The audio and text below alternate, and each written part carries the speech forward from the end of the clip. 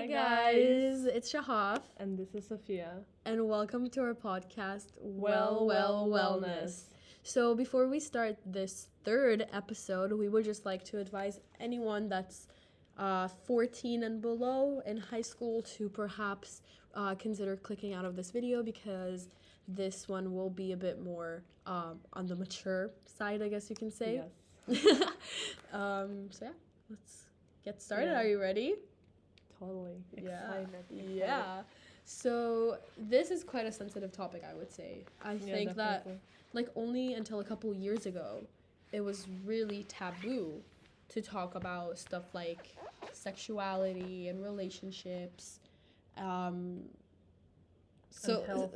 and health, yeah, exactly, and the healthy and unhealthy side of it as well. Yeah. So, well, we're here to fix that today. I think, for example, just in Russia, it's still a problem because, for example, when you talk about sexual health, the teachers will tell you off and your parents will be called to school. Really? Yeah. So Even in high school? in high school, in like the senior year, you just know. And I Oh my think when I God. came here, for me it was such a shock. In grade 9, we were already learning about everything, and I learned so many new things about Mhm. myself too, and like about how everything works, that I think it's actually important. And even though sometimes it's still not embarrassing, but it feels awkward, Yeah. I think it's really good that our school at least really talks about that, and every year we have this, what is it called? Like sex ed? Yeah, that. Yeah. Yeah. But we don't have it every year. Like, Well, we we used didn't to have it have in it, I 11th and think. 12th. We had it in grade 9 and 10, and I think that's when they have it, and then it's like, okay, No, do it on your 10? own now. No, 10 was... That was Figure it out. weird. No, 10th grade, I think maybe because COVID, like, abrupted the whole thing. Because COVID hit just when we started talking about that, which is crazy to think that it was almost 2 years Yeah. ago. We were talking more about, like, vaping, and they were trying to, like, show us Yeah, that's documentaries to, true. like, scare us off. Yeah, so maybe I remember grade 9 more, but I think it Yeah. was really, like, a lot. Like, I never knew so many things, not just like health in general, and I think it's important to raise awareness of that. I think it's so important because also, like, when you look at, like, statistics of, for example, teen pregnancies yeah. or, like, STIs contracted, like, by teenagers, usually occur in countries where only abstinent, how do you pronounce that word? No clue. Abstinent, like, basically no sex is the policy that's promoted. I know it's in many, like, conservative states in the US, for example, like Texas, for example, Nevada, but definitely, like, European countries, like, just thinking about, like, governmental policies, for example, in Poland with the abortion laws. So, like, you have to think about how this whole thing, like, starts from the very, very, very bottom. It starts from the education, like, institutions. Yeah, totally. And school. I mean, I think school is the most important one, and then probably your parents too. But I think since, some children just don't have parents or a parent who's ready Like to a talk good- about that. Or, like, a good relationship with a parent So where I you feel think comfortable. that's where school should play a big role, because they can provide it for everyone. They also have resources to, I don't know, show us films, talk to us, have professionals talk to us. Yeah, like, So, have people that you can, like, reach out to, which is also really important. Yeah, because I think in our school there is no one who is unaware of, like, how to be healthy, how they work, because I think that's important to be self-aware of yourself too. But you also got to think about the fact that we just happen to be really, really privileged. That's true. That's what I'm saying. Because we're getting, like, an international school. private education, exactly. So this is something that definitely defers us, not necessarily in a good or a bad way, but just, sets us aside from the general because I think public schools, like, I don't know, progressive kind of, let's take France. I mean, in the public school, I think they still wouldn't really have it like we have it. Yeah. Which I think that's where, this, not a reform, but I think it should be required that every public school, regardless of, like, I don't know, public, private, it should provide this education, because there are so many cases when students are just not even aware of, like, how to stay healthy, how to protect themselves, and they just, I think that's what becomes really dangerous, because as you become no, like for sure 18 years old and you're kind of independent from school, where no one really, like in university, no one is like really you don't gonna have care. guidance. Yeah, exactly. Some people are still unaware. Like there are people who come at 23, oh my god, I got an STI, I have no clue how. Like they don't understand how it really works. That's why I think it's really important. I think also connecting back to schools, I think that our school does and did a very good job at creating a safe space for us. Definitely. Where we can share our opinions in class, during class even. And if we don't feel comfortable doing that, then I think honestly all of my teachers that I feel really comfortable going to them and telling them about problems. Like when I was dealing with something really serious in 11th grade, before I even came to my friends, no offense, I told one of my teachers at first. So I think that society in general, not just schools, like they need to create like a healthy, not toxic environment where teenagers can feel comfortable to share this kind of stuff, especially topics of sexuality and like sex and like staying healthy, because some people just really treat it, they don't know, or they just really treat it as like a taboo topic that you can't talk about. Scared. Exactly. What if I mentioned that to my parents? I think but I think that's where the problem with our parents' generation comes, because I think it also really depends. My parents, it's very Freudian to say, but it's true. I mean, it is kind of, I don't know how to say it, but it's them who kind of don't talk to us about that. So we realize, maybe it's bad, but I'm not blaming our parents. I also, like, my parents come from Soviet Union. I mean, they didn't talk about that at all with their parents. And I think hopefully with our generation, that's when this situation of children talking to their parents comes, and I don't know, some revolution. I can say, like, from personal experience, like my parents do kind of like touch over this topic from time to time, but I think it's because I'm still quite young, my brother is quite young, so I don't think that like maybe they felt the need to talk about it, or like give us the talk, like I never really had it. I think my parents just assumed that I know how stuff works, which could be definitely limiting in a way, because a lot of the stuff that I learned was from a friend of mine in the 8th grade, and he did not feel the need to censor anything. So I was kind of like bombarded with a lot of information, and I just didn't know how to filter and what I should consider as significant and important or not. So I think, like, from personal experience, like, my parents did mention stuff like that from time to time. Like, we were talking about the Pfizer vaccine, and then my dad said that it's quite ironic that they're the one who, like, that's the company who developed like the most popular vaccine, because before that they specialized in like Viagra. I love that. So so I think but also a big part of it is the kids reaching out to the parents. Definitely. Because I can talk with my parents about like honestly anything without feeling judged. So I think it's also a big part of how, again, connecting to schools, parents creating a safe environment in the house to share stuff. So you also have to make sure, like, you have to consider not only the parents or just generally talking about it, but also the kids. But when you say that if the parents should create the environment in which the child feels safe, because I mean, I'm not saying my parents, like, but I would feel really awkward to come to my parents and be like, like, can you explain, or like ask them a question, not because like, I don't know, they are strict, they're not strict at all, but it just feels, I think it's also a cultural part too, like coming from Russia. Definitely. Or coming from the US, I don't know, a conservative state, whether, I don't know, some place where it's normal. But I think it should be both, like, three parties: kids, parents, schools, the community as a whole. I think the community as a whole is created by schools, parents, and children. But no, I mean, I do agree, definitely. I think it's very, very, very cultural, because you know how, for example, if it's a super Christian family, again, I'm going with like direct stereotypes because I'm not Christian, so I don't know much about it.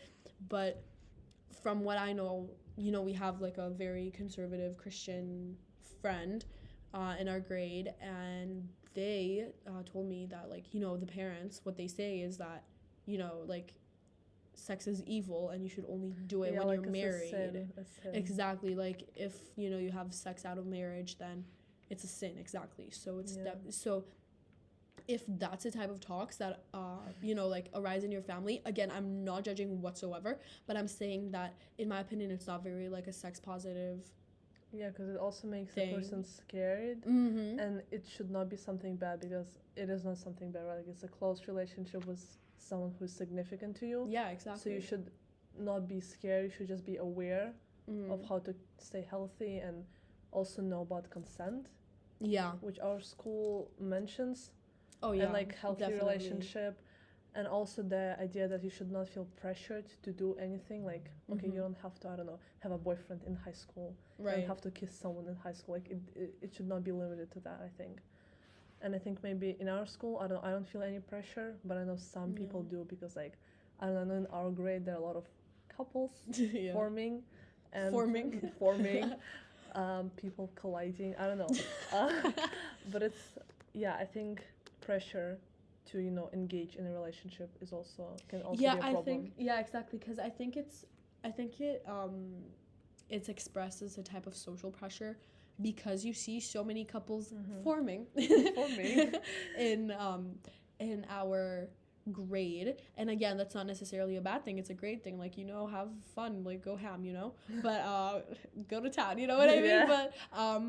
But I feel like also kind of in movies and like Wattpad stories that we used to read. We used to read in the 6th grade. You used to read? Oh yeah, oops. I was that type of girl. So I think that it's kind of created maybe like unrealistic expectations, or like an unrealistic picture of what high school should look like. Again, going back to the movies idea, like, you should be this cute little blonde skinny girl with a what? Grease. The movie. Oh yeah, exactly. With a super white name like Meredith, or like Jessica, or Emily. Something like super white, or Hannah. Oh my God, Hannah's a super white name.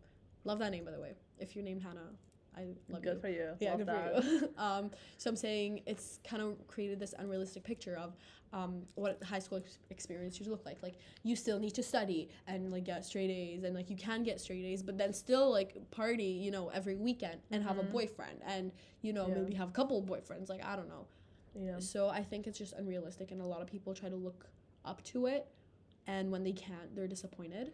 Yeah, like a lot of films really promote the idea it's all idealistic, like, oh, there's you just date someone, it's all perfect. But I think it's also important to know that it's something that has to be worked on. A relationship, like a true relationship, there can never be like no problems. Like, this obviously doesn't exist. Right. Two different people. And I think that's also, I mean, our school like does talk about red flags in the relationship, and I think really, we did it in grade 9. We were playing out situations in which they that did was it pretty in Pretty cool. Little Liars. That was pretty cool, and I think it really, in some situations, like, oh, that's fine, and they're like, that's a really big red flag. So I realized that without that, I'll probably be in this like toxic environment, and I think that's also important to also mention in the movies, which a lot do, but a lot really mask it, which I think is, especially the older chick flicks. Oh yeah, you know what I mean?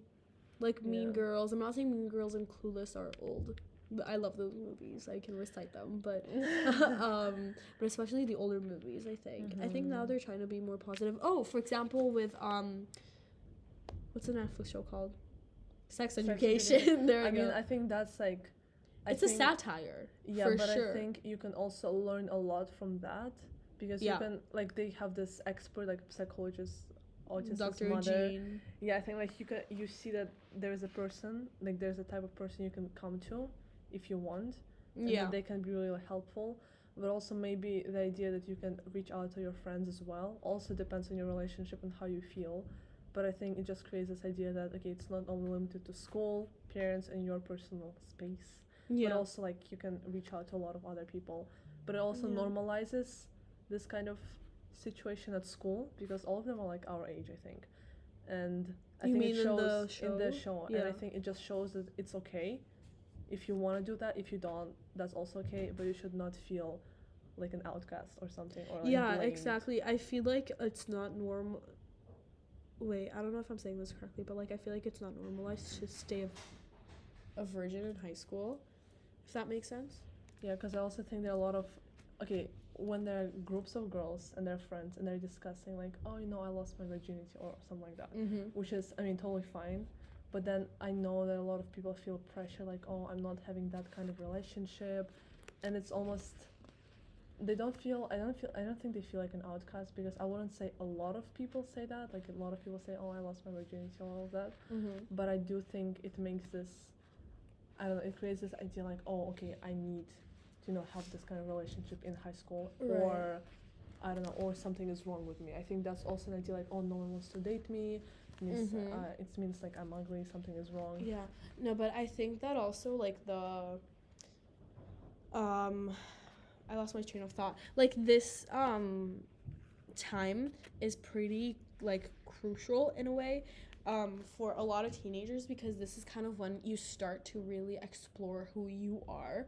Because some people, you know, at this time find out that they're like what is it called, like asexual or like pansexual, whatever, you know, like, or gay, you know. So I feel like this is a really crucial time to really also kind of understand who you are. And some people, you know, realize that they're gay, for example, after living for 40 years, and you being know, married to a person. and being married, exactly. Yeah, and I think that also should be normalized. Like, I mean, okay, because there are some movies that show this situation in which there is a married couple and then one of them realizes like, I'm gay. Yeah. And I think although obviously it hurts another person, I think the second person who actually, you know, made this, I don't know, discovery of themselves should not feel bad that they're hurting someone, because I think overall you need to understand who you are, you need to learn about yourself and accept who you are. Most importantly, you should not hide it. And I think again, we're privileged because at the school you do have this safe place to come out. Like, there are some countries where it's illegal to be anything but straight. Yeah. You know? And like this idea, oh, like you're supposed to be straight, or else. You're really not, you know? And it's generally like a very powering experience. Again, like going back to the whole divorce idea, which obviously we're taking it a bit too far, at least for our age. That's not never know. I mean, you're turning 18 tomorrow, so you could get married and just get divorced quickly. Yeah. So there's like the whole idea of, yes, you might be hurting the person, because obviously it's a great loss, because if you've been married for like 20 years, there's obviously something good going on. But also you need to think about it in the way that like once you get out of a relationship that you don't feel comfortable in anymore, because you discover that you're gay, trans, whatever, it's actually gonna end up hurting the other person a lot less, because they're not gonna be with a person who cannot love them in that way fully anymore. Yeah, and I think no one should feel bad for like, oh, like I'm depriving them of love. No, I think it would be good for both to just be like, even like in people dating, I know some people start dating and they realize, oh, I'm straight actually, or no, actually, like, you know, I'm gay. I think that should be fine, because that's who you are, and like not something to hide. Exactly. And I know, and also it would be something one would regret. I watched this TV show, Grey's Anatomy, and I mean, it was a really sad moment when there was this old guy. Spoiler alert, big spoiler alert. He was like 80 years old. His wife came. They had this loving relationship, but they also had a butler. Yeah. Ooh. And obviously, as in a TV show, those two were in love. Who? But the guy butler and the guy. Ooh. But the wife didn't know, because the guy who was in love with the butler felt really bad about like breaking this marriage. Yeah. And at the end, he decides to let the butler go, like really in a mean way. Yeah. And I think you can just see how much he's hurting himself. But also, I think I don't think it should be centered on the second person, like the second party affected, like the wife. Yeah. But you can still see that it's not good for anyone, and I think that's why that's not the main reason, but that's one of the reasons when one should not be afraid to get out of the relationship. Yeah, like you need to be comfortable with I mean, again, with like relationships in general, if you don't feel comfortable in it, you obviously have to get out. But connecting to the whole idea of like discovering yourself, like your sexuality, stuff like that, I don't think that you should feel ashamed of getting out of a relationship. You need to own who you are and have confidence in who you are, because that's just gonna make you a better person, a healthier and mentally a happier person. Exactly. Because I mean, obviously, if you're, I don't know, hiding something about yourself, it makes you mentally, I would say it's destroying you mentally, because you can't live the life you want. And I think, again, that's why it is important to have the space where you can come out and feel safe, because I think sorry guys, I really think it should not be blamed on the person who is afraid to come out, because some situations are just, it's impossible to feel safe.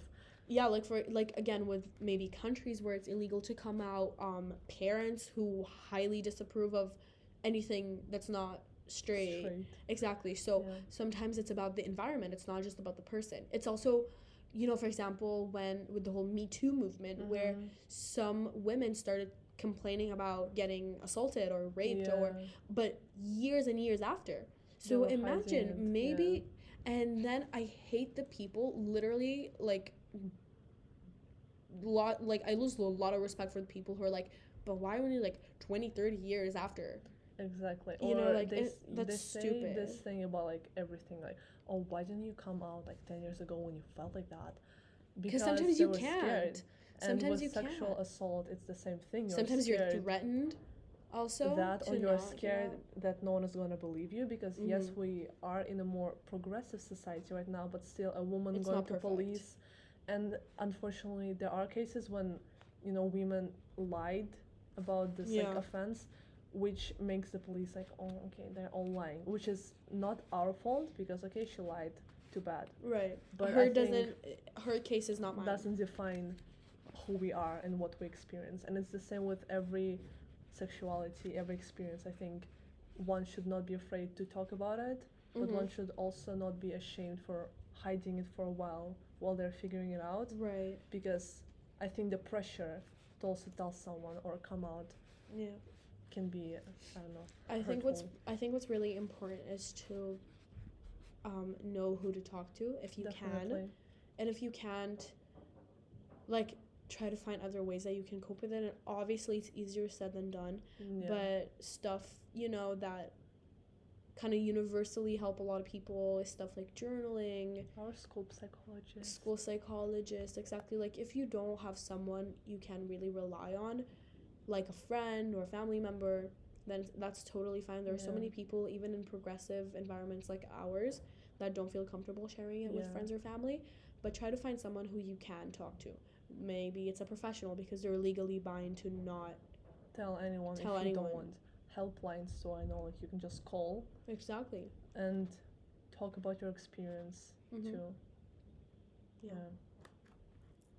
Okay, so I think we're gonna leave it at that for now. Yes, and you should all remember that, you know, your identity is who you are. Don't be ashamed of that, and don't own it. Yes, because everyone is amazing in their own perfect ways. So yeah. Amen to that, sis. Yes, please. Right. So we're gonna see you, or you're gonna hear us soon. And all of you have a great day. And bye guys.